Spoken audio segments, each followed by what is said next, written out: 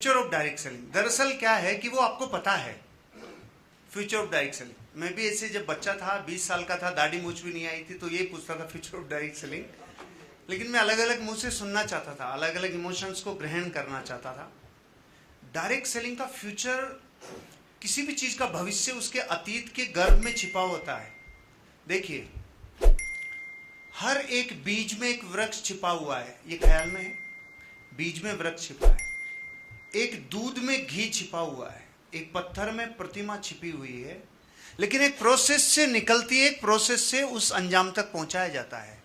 हम अपना future direct selling industry में देख रहे हैं, वो ब्राइट ही है, लेकिन उस तक तरासना होता है, उस तक पहुंचना होता है, उसे अचीव करना होता है। और ये बिजनेस क्यों आपको फ्यूचर बनाएगा, उसका रूट कोज बता देता हूं। जो व्यापार जीवन के अनिवार्य हिस्से से ही मिलकर बना हो, दोबारा, जो व्यापार जीवन के अनिवार्य हिस्से से मिलकर बना हो, उसकी तो कामयाबी होना तय है। नहाना, धोना, खाना, पीना, उठना, बोलना, चलना, हैबिट्स, बिहेवियर, डिसिप्लिन, जीवन के किसी हिस्से को नहीं छोड़ा, हर हिस्से को कवर करने वाला अगर व्यापार का बिजनेस मॉडल है तो 100% कामयाबी मिलना ही है। और आज इंडस्ट्री पूरे वर्ल्ड वाइड इतनी बड़ी हुई है, उसका कारण यह है, यह जीवन के अनिवार्य हिस्सों से ही मिलकर बना है। तो 100% ब्राइट फ्यूचर है। अपने आप को न्योछावर करिए, बस बीज है, लेकिन वृक्ष बनने के लिए विस्फोट करना होगा, फूटना होगा, जर्रे जर्रे को टूटना होगा, वृक्ष जरूर निकलेगा। आपकी पहली बात। आपने क्या बोला सर? ओह, आपका तो इमोशनल बात थी, दीवाना कैसे बनाए। मुझे आज तक इस सवाल का आंसर नहीं पता, दीवाना कैसे बनाए। बस एक चीज सुनी थी मैंने कि जब भी आप अपने जीवन में अंदर और बाहर से एक हो जाते हो तो फिर ह्यूमन आपके साथ कनेक्शन बनता है। अमेरिका में जब भी कोई नई चीज होती है तो वो लोग रिसर्च करते हैं। तो जब पूरी दुनिया में भारत के मंत्रों का बोलबाला था तो अमेरिका ने ऑसिलोस्कोप बनाया।